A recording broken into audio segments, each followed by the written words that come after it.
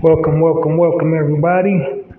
You're now listening to the Narrator Podcast, and I am your host, Halsey Allen. The Narrator Podcast is the only platform that provides positive frames of reference about original people and original culture. So welcome, everybody. Welcome all my narrators. How's everybody doing this Thursday evening? I'm pretty great. So did you guys watch the Super Bowl and the Grammys? Or the Grammys and the Super Bowl? Well, the Grammys was on the 5th. I just didn't hear too many people talk about it till well after the fact. I'm still kind of just dipping in and dipping out of the Super Bowl. Like I stopped watching like about, probably like about 4 or 5 years ago. I ain't seen nothing really particularly, any team or player that just like makes me just want to watch, just sparks that old gridiron, you know what I'm saying? Like, it's not gritty like it used to be. Just not too many exciting moments in football, in my opinion. That's why I stopped watching. It's become like really stagnant.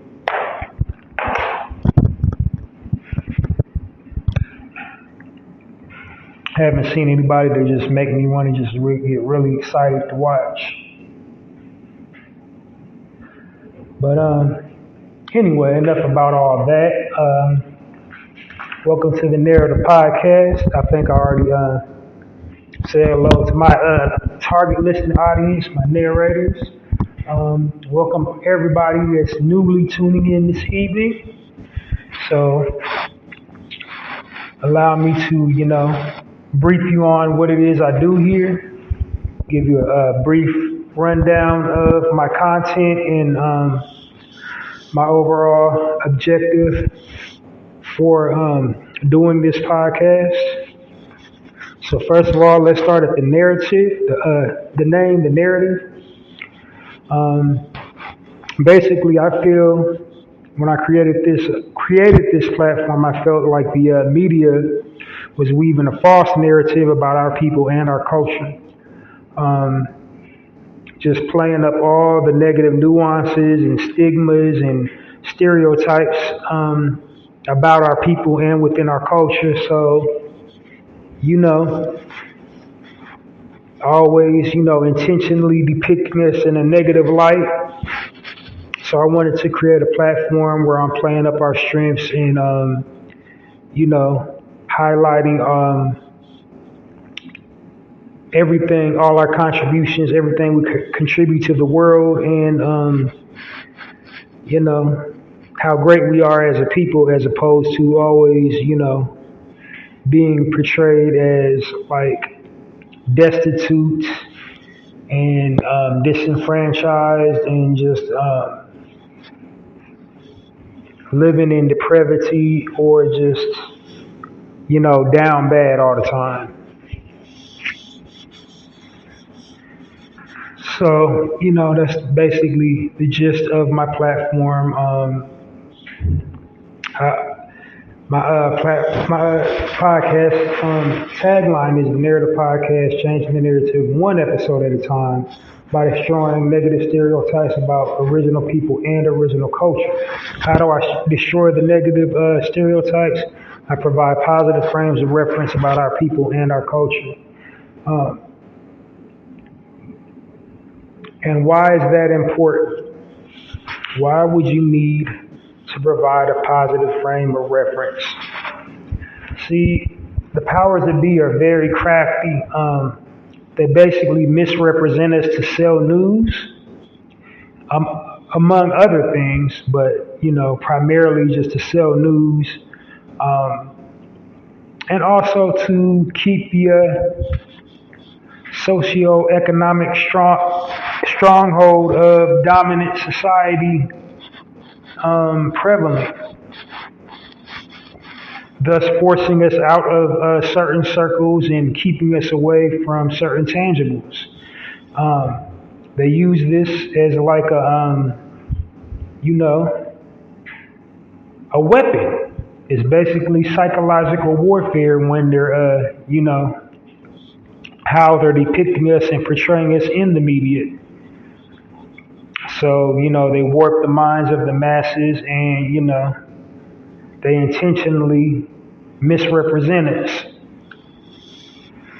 So, what we have to do as a people is to stay diligent of how we're being perceived.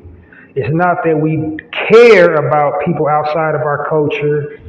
The way they perceive us is just like if we're going to tell our story, tell it correctly. And it's important. This is why I call my fan base my narrators. We're all content creators of some small capacity. These days, you're judged on the content that you post online. Whatever content you post online is a direct representation or a connection to you as a person, like your ideals, your belief system, your value system, how you was raised. That's how people perceive you about the content you post online. So how do you think the world perceives our people? If we're always posting gang culture, thought culture, fight culture, drug culture, gun culture, violence culture, bully culture, if we're always, pushing and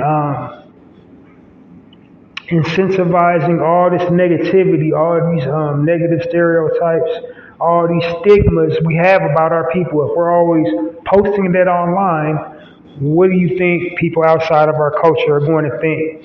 Like if they've never been raised around us, they don't know anything of us other than the frames of reference that they're given. So I say let's give them positive frames of reference to represent us. Like let's show them our family structure. Let's show them stories about leadership, entrepreneurship, us excelling at excelsior levels in academia. Basically just being the kings and queens and gods and goddesses that we are. Instead of, being a thug or a thought or a junkie or whatever. Something that's not really an accurate portrayal of us.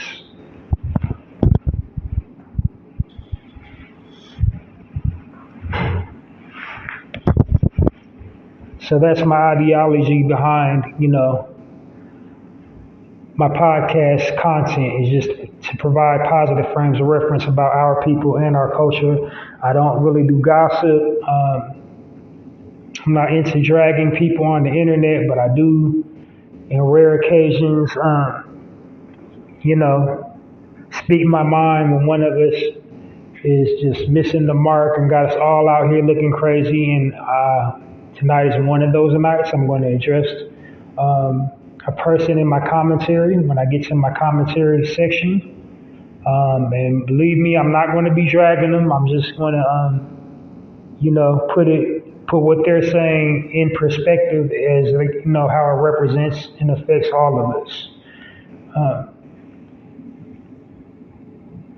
But it might sound like I'm dragging, but I'm really not. I'm all about uplifting and,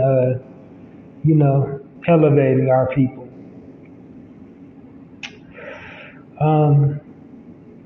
So I noticed you noticed I say original a lot. I say that because I just recently had an epiphany about the word black. It's just like speaking a death sentence over us. The powers that be has made black, something negative. In early civilizations, in all of our native tongues and, native dialects and written words about us, black meant something positive. Black represented opulence. Black represented strength.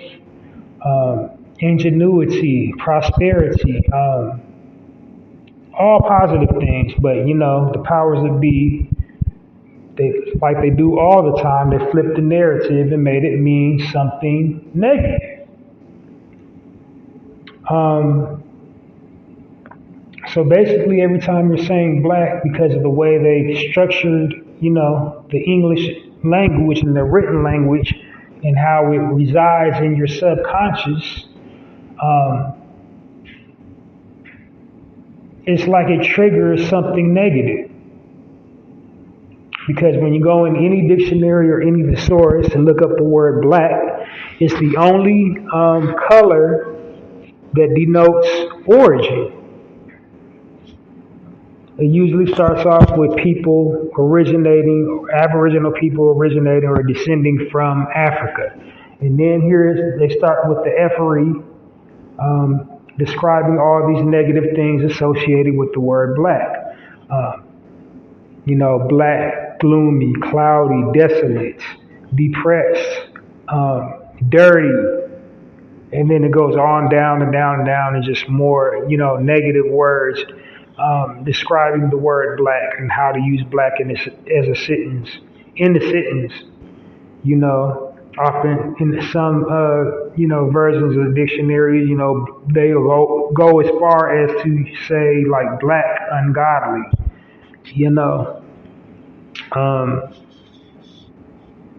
just all these like negative connotations surrounding the word black.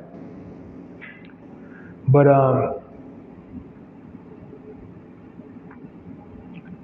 something that I found, which is just the inverse of the word black, is the word original.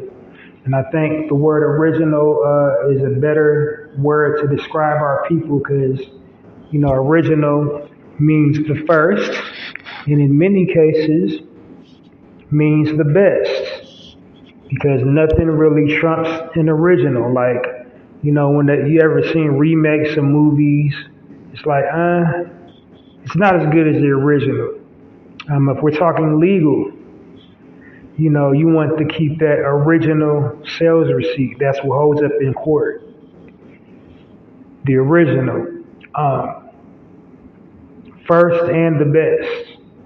Because the way they got the English language structured up about black symbolizes death, sickness, and the end of all things. And we're anything except the end of all things. We're anything except sick, even though they keep trying to make us sick, trying to speak sickness over us. Always saying every time a new illness or a disease comes out, they always try to make us the fourth runner in it to receive it. Trying to say, original people, black people between age of da-da-da-da-da are the number one most at risk for whatever.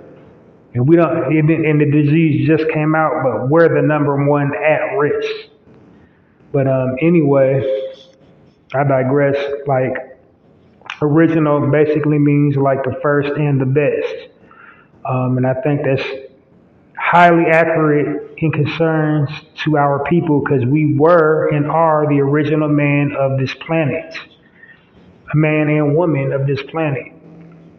There's not a single place on the globe that we wasn't already originally living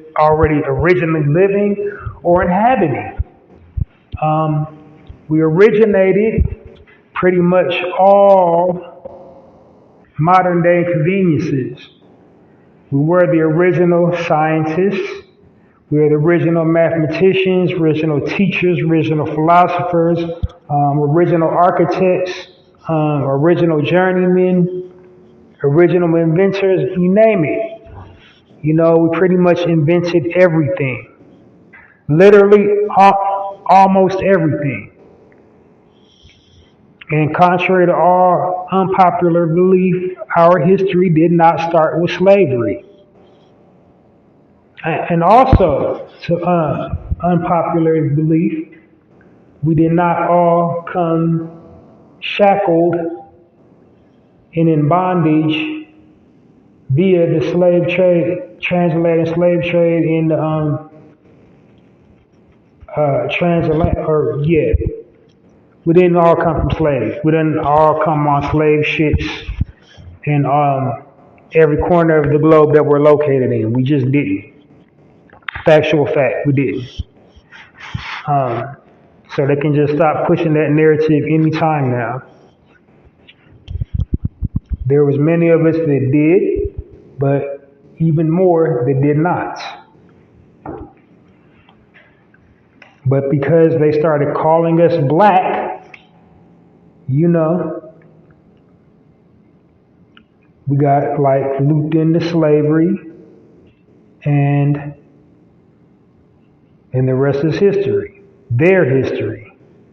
But you know, the funny thing about history, it can never be erased. So we know our history, and we know theirs. But anyway, back to the original thing. I feel like it befits our people more to a T to refer to ourselves as original than black, and I'll often refer to our people as original as often as possible on my platform in reference to us, unless I'm reading an article and it says black in the article. I'm not going to, swap out black for original. Like if it says black in the article, I'm saying black. But since I brought up articles, this is the Narrator Podcast Live edition, and what I usually do on these, I read articles, positive frames of reference about our people doing amazing things, amazingly positive things, to put out that positive frame of reference about us. So I'm going to be doing articles. I got a few articles I would like to share with you this evening, and then after the articles, for my new listeners, I'm going to give a brief synopsis of my regular broadcast format, and then I'm going to dive into some commentary. But first, in commemoration with Black History Month, I have a Black History fact. I've been doing two of them. I've been doing like an invention one and then a tragedy one. I'm not going to do the tragedy one this evening because we've already had a real life tragedy. So I'm going to give a moment of silence for the real life tragedy. But before that, I'm going to get to the Black History fact of the day here on the Narrator Podcast. Black History was originally, Negro History Week, and it was signed into law by President Gerald Ford. And it's been celebrated here in the Americas and abroad ever since. But yeah. So, Black History fact for this evening. Did you know a black man invented, okay, I'm gonna try to help. The millennials might be like, what is that? What is that even? Post millennials are like, what the heck what are you talking about? But pretty much invented the video game. He didn't invent video games per se, but he revolutionized how we access the content on video games. And the man's name was Gerald Lawson, Jerry for short, and he's regarded as the father of video game cartridges. So he pretty much invented the video game cartridge. He was a chief hardware engineer at Fairchild Services. He created the F-Series console. But before the console, he actually made like an actual arcade video game, coin-operated game called Demolition Man, and then he went to, downgrade it from a console or from an actual arcade game to a F8 microprocessor, which is what the business specialized in, microprocessors. Um, so he actually came to him as a sales representative, like a telephone sales, doing telemarketing, and then he just started became an engineer at some point and started designing, uh, microprocessors for him. So about 1976, that's when he designed the very first cartridge for, their game console. And at some point, he ended up, starting his own company in the 80s, but he was the father of video game cartridges. So if you like playing video games, thank you, Mr. Lawson. All right. And before we dive into the content, I would like to just give a moment of silence to True God, 1/3 member of De La Soul. He just recently passed away a couple of days ago. And so, he passed away on the 12th. And he's been battling like with heart disease and all that. He actually had a vest on. And so, ultimately, he didn't make it. So we're going to give him a moment of silence and send prayers and healing energy to, his other bandmates, label mates, bandmates, friends, associates, colleagues, and anybody that actually knew him, worked with him, or just was a fan of him and the group. Send it all positive energy your way. Prayers up, and love, light, healing energy. And we're going to give him a moment of silence.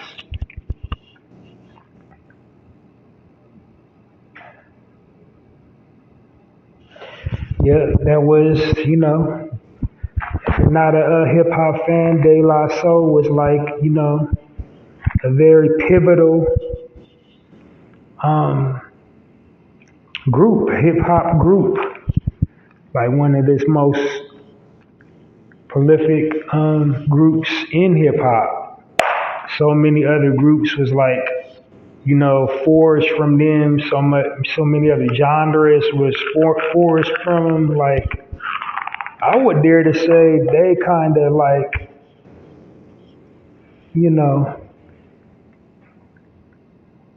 started the whole backpack thing. I'm just, in my opinion, not like I'm an aficionado or nothing like that, but they gave birth to so many styles. So many people were so close to them. You had like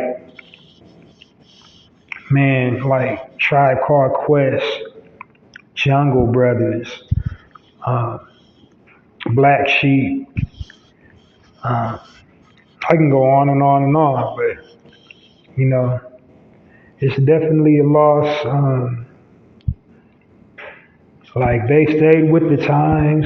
They never missed a beat. They've been performing all the way up until now. From the time they debuted, they haven't missed a beat. They've been keeping up with trends. They was about to start their own streaming, platform. Well, at least he got to perform at the Grammys before he passed, so that's a positive note. But yeah, definitely condolences to all of his family, extended family, friends, and associates.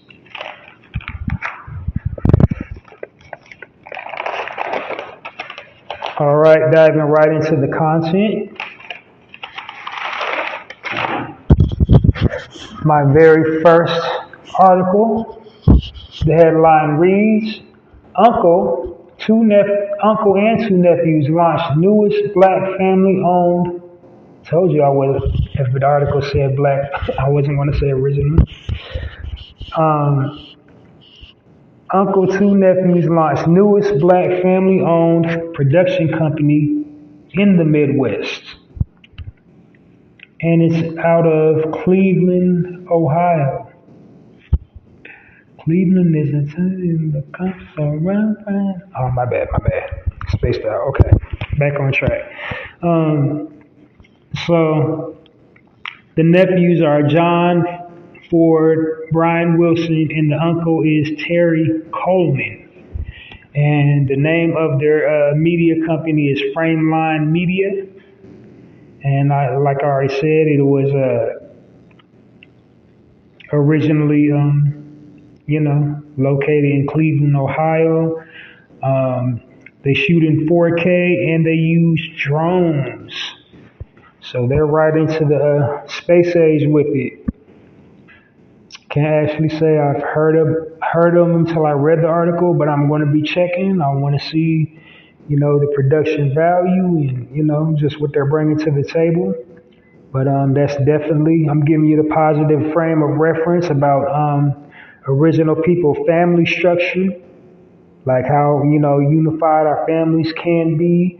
Giving you an example of generational wealth with that article, because he's an uncle, your nephews, and they got children. He got children, so family owned and operated, and something to be around for generations to come. They can pass the baton off to the next person in line in their family.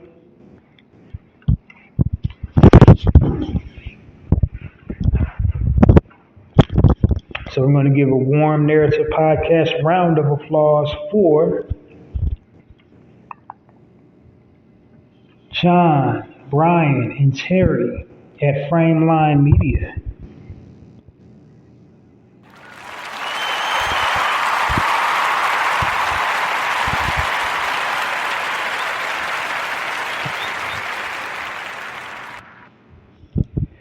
Next article headline reads, Entrepreneur Designer Creates Sugar Mama First Ever 18-inch Black Superhero Doll.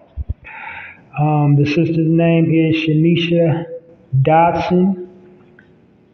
Her company's name called Brilliant Girl. And she basically launched it out of, lack of inclusion, that age-old thing. No inclusion. She didn't see positive images of, ladies or young girls that looked like her growing up. So she, wanted to create a positive image for future generations. The line features superheroes or heroines, because a hero is a man, a heroine is a woman. But they all have interesting background, and she gave all of them unique background stories for each character. So like in real, people that read graphic novels like comic books, each one of her characters got an interesting, unique background story, origin story. So, definitely go support that brand, the Sugar Mama brand, and everything she's cranking out at Brilliant Girl. So give a warm narrative podcast round of applause for Mrs. Shanisha Dodson.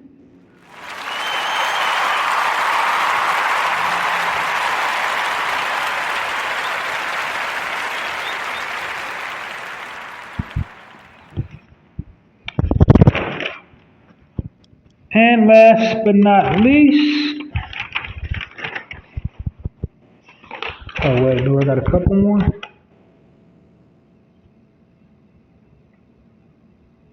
Yeah, on my way. It's just so short. This next one is just so short, but you know. Uh, it says, meet the veteran mom of two that creates plant-based body care brands. And the sister's name is Linda Gibson. She initially created the business because her oldest child had eczema really bad. So, like all businesses, it was created out of necessity. And she didn't approve or like all those harsh chemicals um, that they come up. So she wanted to create an all natural brand for, that particular problem, skincare problem her child was having. And then it just kind of morphed into, everything else that she has. Uh, and the name of the business, I just kind of skipped over that, was Eva Jane Naturals. Eva Jane Naturals. Um, Sorry, I just be like, when I'm jotting notes, I just kind of sometimes my notes get a little messy and I just, annotate it wherever I can write it down at. But yeah, it's called EVJ Naturals. So definitely go support that brand. She is a retired veteran in the U.S. military. Her husband is a retired veterinarian, so that's an interesting family structure that they have. And doing good for the community. All natural products. She not only has a line just for only women's skincare, she also, got the fellas in mind too. Got some beard balm, some other manscaping type stuff. So definitely go check her out. And the sister's name is Linda Gibson, and Eva Jane Naturals is her brand. Your warm Narrator podcast round of applause for Linda Gibson and Eva Jane Naturals.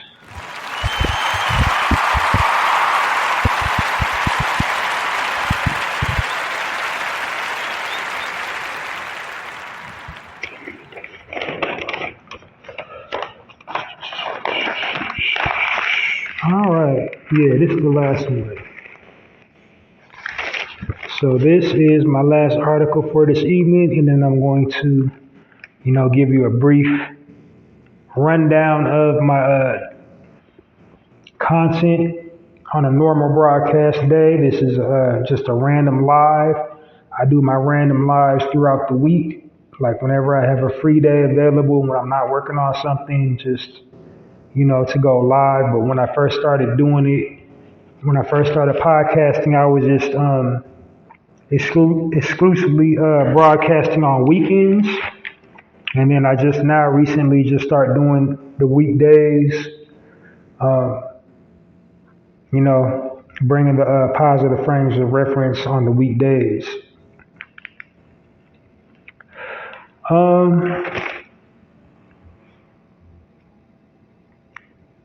Article, the headline reads, Young Black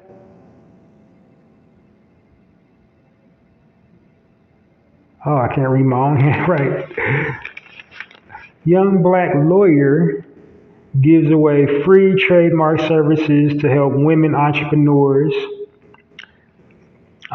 That's the headline, and the sister's name is Shamar Robertson. She's the CEO and founder of True Lawyer. And True Lawyer is a trademark law firm. It helps small business owners gain ownership of their brand and teaches them how to leverage their assets with real estate. Her mission is to help 1 billion people. So that is a very noble cause. We definitely need more lawyers in the world. We definitely need to be financially literate out here in these streets. So anybody that can provide those resources They're a whole different breed. So give a warm narrative podcast, warm round of applause for Shamara, I'm saying her name right, Robinson, and True Lawyer.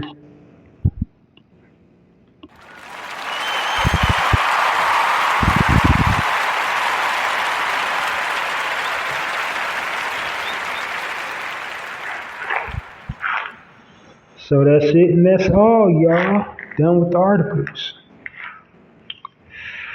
Um, so now, if you're not familiar with my content, few things.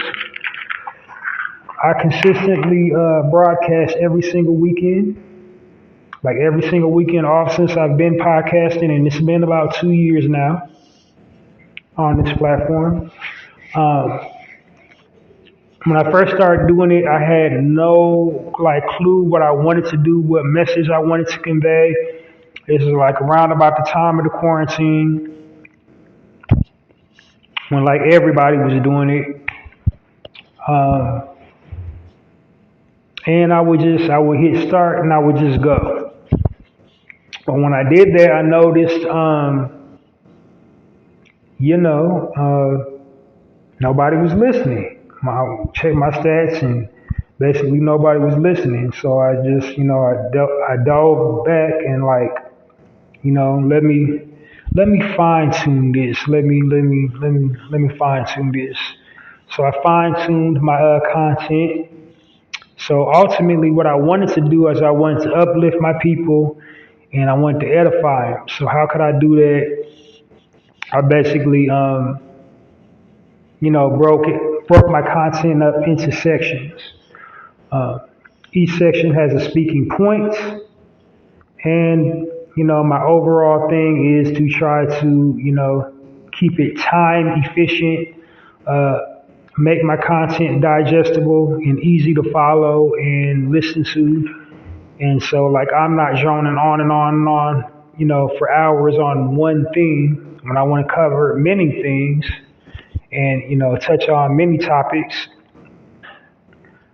And, like I said, make it more relatable and digestible and more cohesive and easier for people to listen to. So, I set up a little time frame for myself. I don't really want to, my goal is not to exceed 1 hour. So hit all my speaking points in under 1 hour and, transition into each speaking point in each section. And, it's a nice, warm, intimate feel. And you can I would equate my podcast to a drive time show on the radio. I'm just no music in between those. Uh, so yeah, you can just listen to them at your leisure. So you don't have to clear your schedule to listen to my podcast. You can just listen to it and oh yeah, yeah. And then you can just fast forward parts and I don't want to hold you up all day. I don't want to hold myself up all day. I just want to, say what I got to say and you know, bing bong. All right. So having said that, getting right into, the format, my normal format for the narrative podcast. So my very first section of the narrative podcast is my promotional section. In that section, what I'm doing is giving the people to own or operate their own businesses the opportunity to reach out to me and receive, free promotion to start their own business, or not start it, but promote their own business, product, or service that they got going on. And the reason why I'm doing it is to, do my part excuse me, lost my train. To do my part to help grow and expand their business and help circulate the original people dollar within the original people community. So it's with my great expectation I attract people that's actually like, servicing the community that they're rooted in, such as hiring their own, such as doing some type of outreach or activism within the community. So like their business will grow and their community will grow, and it'll be around for future generations. Um, and I'm not going to give you the information to reach out to me, because you can just listen to a previously recorded episode. My last, I think this is episode 184, so just go to 183, and I give you all the information how to do it. I'm not going to do it on here because this is a live. So on my lives, I really want to shoot under an hour. I don't want to exceed 45 minutes. So I want to get right to it. It might lag a little. I might go a little bit over an hour tonight, but yeah, I got a whole lot to say in this commentary. My next section is my promotional section, and in that section, what I'm doing is I'm promoting, my podcast, and the way I'm promoting. Or I already said promotional section, excuse me. My contest section. What I'm doing in my contest section is promoting this podcast. And I'm just basically incentivizing, listeners to keep on tuning in to me by giving them, something free. And I'm currently hosting a contest for this podcast. It's called the Chew On This contest. And what I'm doing is I'm giving listeners, the opportunity to win a bulk supply of their favorite snack just by participating in the contest topic. So a bulk supply of your favorite snack just for listening to me and participating in the contest topic. And the current contest topic for this podcast is share your most recent shopping while black experience, and you will be rewarded a bulk supply of your favorite snack. Now, on to my next section after that, which is actually the very first section. 1 second, please.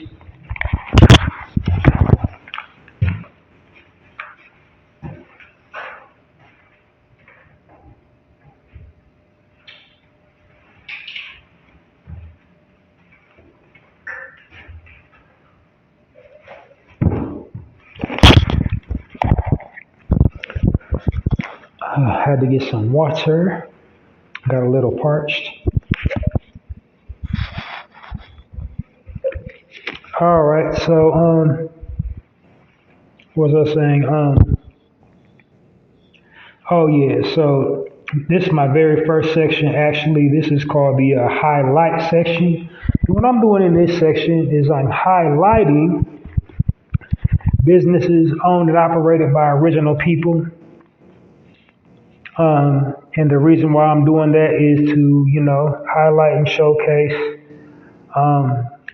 excellence, entrepreneurialism, something to deflect, this disenfranchised depiction of us that we're all, down bad and can't do for self or don't want to do for self.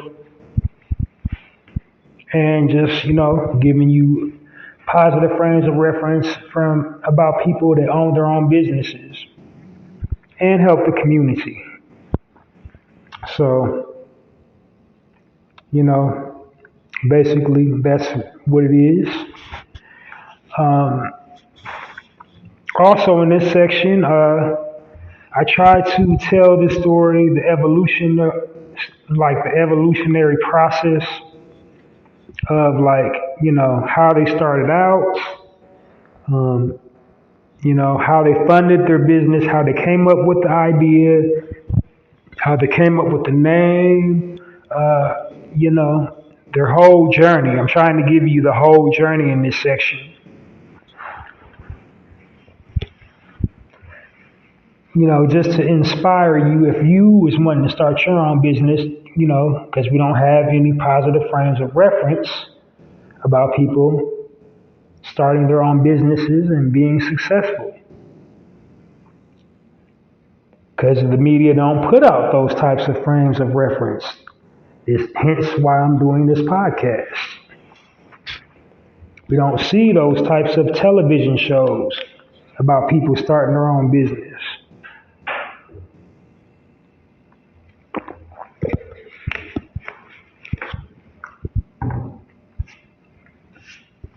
But anyway, also the people that I highlight in that section are, people that do for the community, such as hire their own. Many cases, it's family owned and operated, so that's an example of generational wealth. And, triumphing in the face of adversity and coming out of your, circumstances. And most of the people that I highlight, they were stuck in 9-to-5 jobs that they hated, and they wanted to do something different with their life, wanted to pursue something that they were passionate about. And they, just stepped out on faith and made it happen. In addition to that, like I said, they do for the community. I try to highlight people that either pay into a nonprofit organization or have their very own nonprofit organization. And, like service the community, do some type of outreach, giving back, helping the community, helping children, helping the elderly, the needy, homeless, whatever.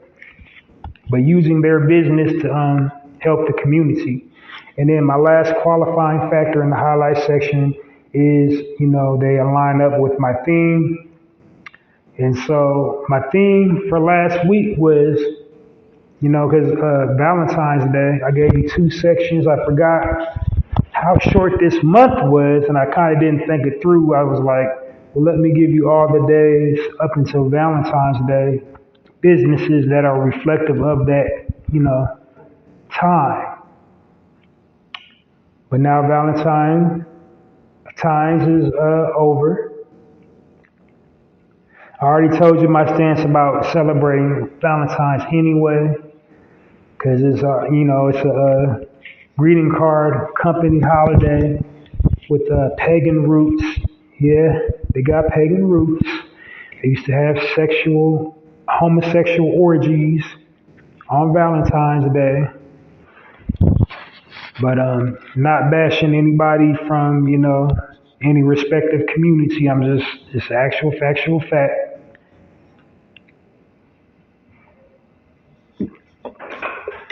But I digress.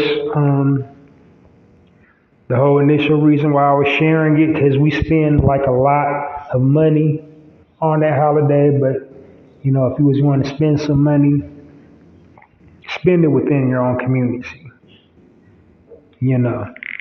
That was my overall goal. So I'm gonna have to think of a new topic. I might just still give you like a perfect date type thing scenario, because a lot of y'all didn't go on dates, and you're with somebody and now they salty because you didn't go out on Valentine's Day, but you love them every day of the week, but they're gonna get mad because a greeting card company told you you gotta especially love me on Valentine's Day. Like all the other days of the week don't count. But anyway.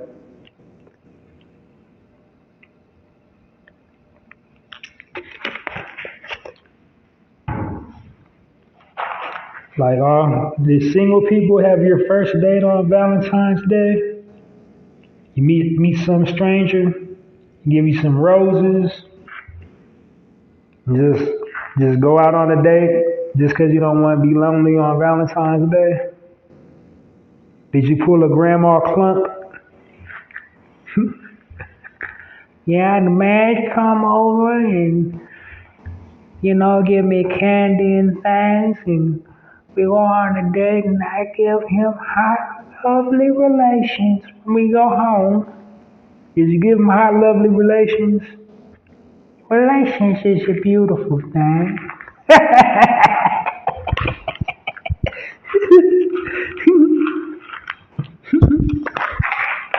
All right, I was just clowning. My bad. But anyway, I do a little bit of everything. So, like you heard, got some impressions under my belt. Got a little bit of everything under my belt. But yeah. Um, so next section after the highlight section is the spotlight section. And in the spotlight section, what I'm doing is I'm spotlighting figures within our community, usually in the entertainment industry. So I've spotlighted people ranging from actors and actresses to recording artists, religious, leaders in our community, uh, you know, public figures, anybody who got a public platform. Basically, I spotlight them on the spotlight section. Um, anybody with a polarizing platform. And the reason why I do that is to basically give them their roses while they're here, for all the contributions they've made to our culture, uplifting our people, edifying us, whether it's through charity work, whether it's through, activism, whether it's through humanitarian acts, whether it's through just basically uh, the way they carry and conduct themselves, or like, speaking interviews, basically, speaking on the cause unapologetically and just loving, who they are, an original man, original woman, black man, not being ashamed of it, not, trying to play politics and gain favor, just, standing on it and standing strong on it.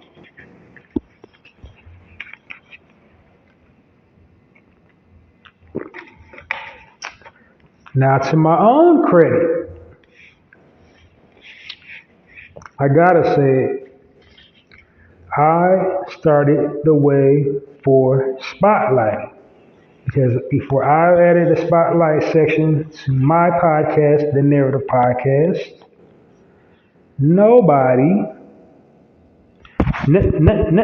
nobody on the internet, YouTube, anywhere was spotlighting anyone till Halsey Allen, me, added a spotlight section to my podcast, the Narrative Podcast, and now everybody's spotlighting. Like every time you pull out your device, every time you cut your radio on, if you even still have a radio or whatever you listen to for your music, there's a spotlight section in it now. Like today we'll be spotlighting so and so, such and such, such and such, such and such, such. We'll do, what have you, what have you. But nobody was spotlighting anybody until I added a spotlight section to my podcast. And I'm not mad or angry at all. That actually, makes me happy that I started that trend because, my ultimate takeaway, what I was ultimately trying to do was create the healthy habit for us to speak positively of one another and celebrate our accomplishments rather than dragging each other through the mud and all up and down social media and going back and forth, calling each other names and denigrating each other online. Because we are the only people that do that. We're the only people that use our digital platforms to kick dirt on each other. Like nobody else does that. Only like we do it. Like Spanish people don't do it, Italian people don't do it. Polish people don't do it. Greek people, like only we get online and talk greasy about each other. Not show love, not show compassion, not, warm sentiments. We've been programmed and conditioned to believe that's the only way we can like secure a bag is to, tear down another original man or original woman instead of building them up and edifying them and celebrating them. So I wanted to create, an instance where we're celebrating them rather than tearing them down.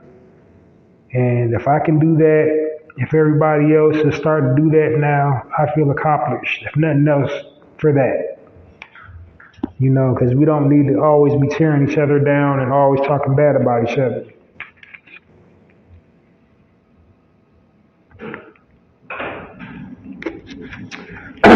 But yeah, that's basically what the spotlight section is all about. I started the way for spotlighting me. You are now listening to the Narrative Podcast with Halsey, the Narrative Podcast is changing the narrative one episode at a time. In a real way. All right.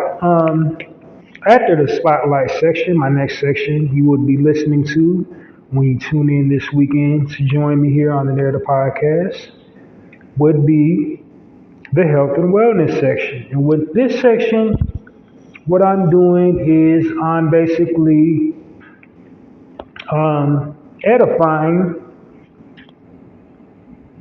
us by, talking about total body health and wellness, how to sustain ourselves and keeping us healthy, active, and fit. The reason why I feel I needed to add this section to my podcast is because we are among the most at-risk, people for, so many diseases. Again, like I pointed out, the media does a job at warping and twisting our minds by constantly bombarding us with negativity. And when you do that, that weakens your immune system. And that makes you highly susceptible to come under fire for an illness or a dis-ease, because these illnesses, when your mind is at dis-ease. Get it? So, my health and wellness section is just like a way to remedy that. I'm giving tips about total body wellness, like physically, mentally, and spiritually, because those are all the areas that we're being attacked. So I just give tips for physically, the health tips of health benefits of a fruit, vegetable, herb, extract, elixir, or something you can apply topically to improve your health. But stuff like that. Mentally, might speak about things like mindfulness, mindful breathing. Physically, like exercising, physical exercises you can do to be more healthy. Also spiritual stuff like praying, meditating, and, metaphysical stuff. All those are covered in the health and wellness section. Not all of them, just one thing that I just named. Would it be one thing that I pick? But, yeah, that's the health and wellness section in a nutshell. And on to my next section is my speaking point. And my speaking point of the day is just usually talking about current events, what's currently trending, breaking news, anything like currently going on in the world. And the reason why I'm doing that is to control the narrative, because the media have us looking and sounding all kinds of crazy. So by me controlling the narrative and, unpacking whatever happened, from our perspective, the way we would perceive it, and what does that mean for us as a people? That's where, I'm doing in that section. But in the rare event that I don't, have the speaking point of the day, I might just give a PSA, an observance, something I think we need to work on as a people. And by we, I mean me as well. I might do that if I don't have any current events or breaking news to talk about.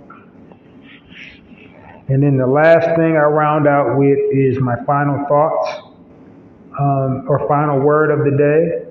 Final thought or final word. I still haven't really decided what I'm gonna call it, but my last thing, basically, is just like something really profound, a gem, a pearl of wisdom, philosophy, something that will inspire critical thinking,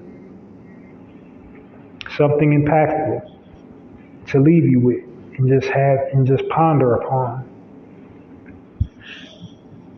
And then, plug my other stuff I got going on too, but damn, there you go.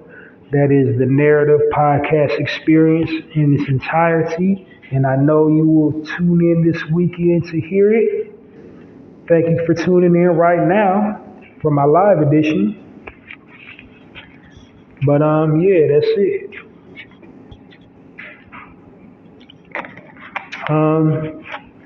So now let's dive into this commentary I got for y'all this evening, or just some stuff I came across and I wanted to speak on. Got a lot of stuff happening in the news.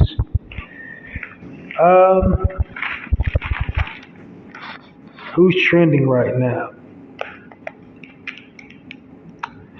Okay. So, brother Tyrese Gibson, like I said, I do a contest here. My contest topic would have been a perfect segue for this story, but he most recently became a victim of shopping while black, and in this instance, he was at a Home Depot doing some renovating. Like, he owns a lot of property. I think he owns a crib out in Cali, and he got one in Atlanta. But he was in Cali when this happened. He got multiple cribs like everywhere, but he's mostly like between California and Atlanta. But he was at Home Depot in Cali, doing some stuff, some house stuff, like some homeowner stuff, getting some stuff to do some stuff. I don't know why he was at Home Depot, but he had, his crew, his freelance, what do you call them?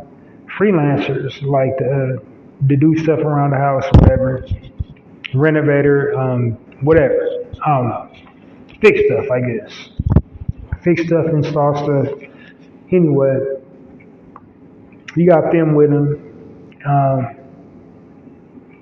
He gives one of them his card, which in my opinion is a big mistake. That's one, you don't never give nobody your credit card. Like, it was his personal card, not a business expense card. It was like his personal credit card. He giving the contractors to go get stuff. But anyway, so like he grabs like a couple candy bars, leaves the store,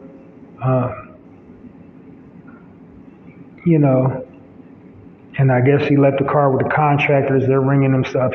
Somehow, the cashier had called him and wanted to verify that, it was him, who left the car, like who, verified, that they had permission to use his card or whatever. And of course, a cashier was a young Caucasian female. She couldn't have been over 25. She's about 23, 24. And in the video, she was just like, I don't care. Her whole energy is like, I don't care. And Tyrese is basically like lecturing her, and he's really trying to get up to the bottom, trying to get her to say like why she wanted the ID. He was like, "You just saw me left. I just left Home Depot. Like I was in your line. You saw me give them the card. Now you're gonna tell me you need me to verify because it's your store policy." He said, like, I've been coming here 9 years. I never heard this policy. This is news to me. It's my everyday routine. Everybody in the store knows my crew. I'm on first name basis with everybody here. But I come through your line, I gotta show the ID in the store policy. When do they start enforcing? When did you start working here? Da da da da da da. Woo. But whole time, Shorty's attitude was not changing. She just like she was in Karen mode. She didn't care. She like because. And he was like, "Well, tell me your last name. Tell me your first and last name." You asked mine. He was asking like intelligent questions, but ultimately, I think the back and forth was frivolous. And with his level of wealth, it's like call a lawyer or just don't even worry about it.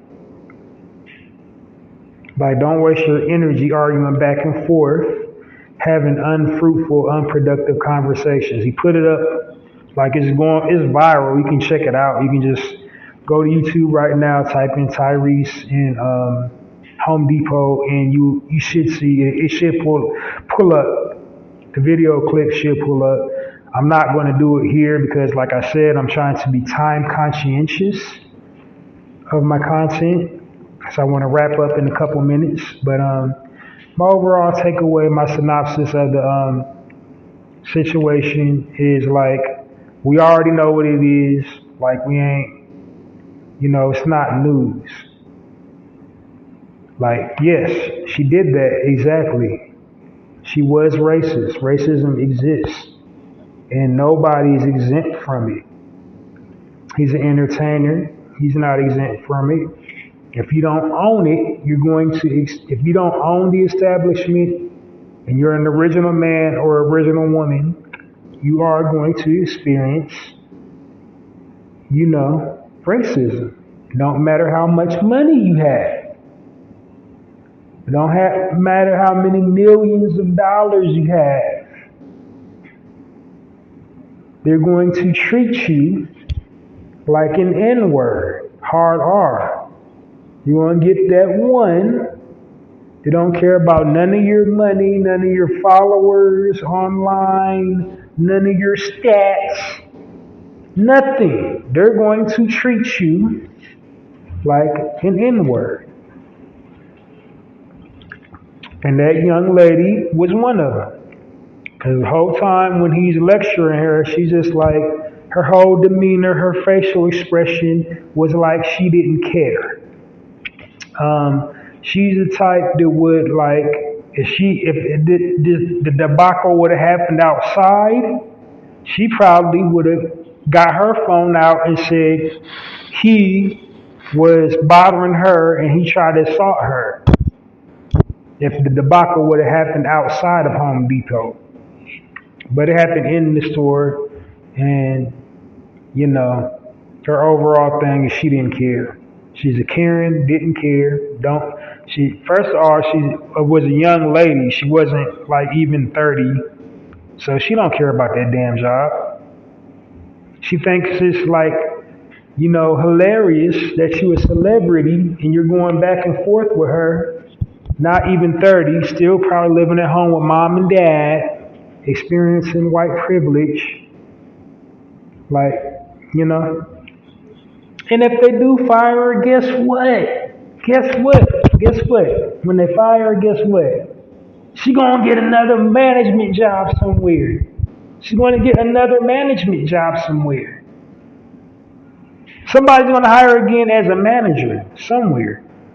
That little incident ain't gonna like tarnish her employment history. In fact, it'll probably make it better. Because somebody that's racist for real, that owns their own establishment, like, I like the cut of her jib. I want her to represent my company, standing in my cash register, and discriminate against them boogie N-words.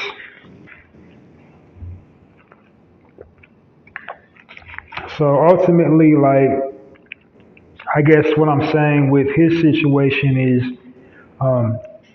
don't entertain. You don't have to entertain the crowd all the time. You might be an entertainer, but you don't have to entertain the crowd all the time. Like, you knew the vibes, you knew what it was. Like, why waste energy arguing about it? He put it online, and if anything else, she didn't gain popularity. So you didn't strike a blow for the movement, arguing with this little white privileged little girl that don't care. She like her whole vibe, and she don't care. And as he's speaking, she cares even less.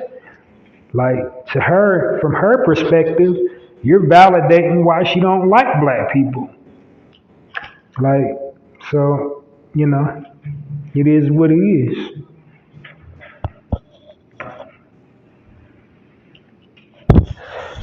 Next thing I want to address or touch on, Denzel Washington. Denzel. Bruh, you 60 years old. So like I said, I don't talk bad about people. I don't put people down. I actually spotlighted Denzel on my platform. I gave him a spotlight section one week.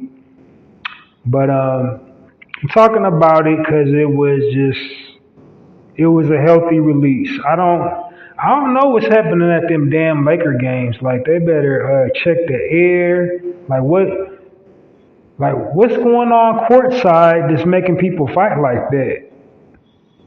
Like, it's just the other week, like just a few weeks ago, it was Shannon, wasn't it? Had a courtside at the Lakers, and now it's Zell. Like, I don't know, but I'm basically talking about it because he wasn't wrong.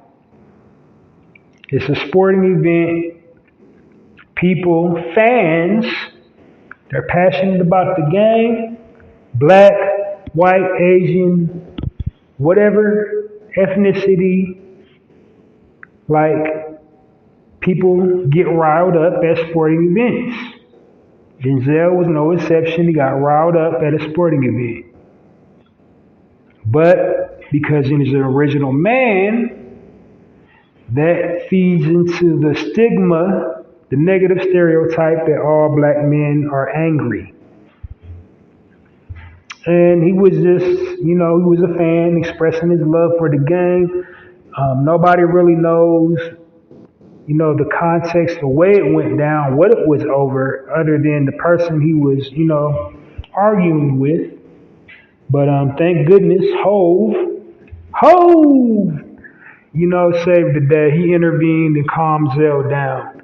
And like I already expressed with the Shannon Sharp name, we need more intervention in our community. Because too often we just sit back watching some stuff go down,